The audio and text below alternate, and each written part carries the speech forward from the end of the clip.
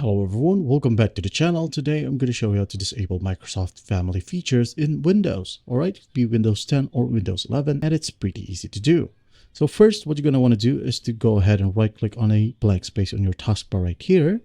Right click and look for Task Manager. Alright, once done, go ahead and maximize the Task Manager and go to this Services tab. Now once you're in here, what you're looking for is the service called WPC Mon SVC. All right, just go ahead and go to the W section right here, and we're gonna locate WPC Mon SVC right here. All right, now once you found it, just go ahead and right click on it and hit on stop.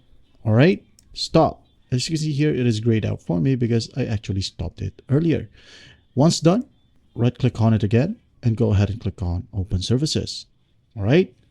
In here, you're going to want to scroll down until you find the section called Parental Controls.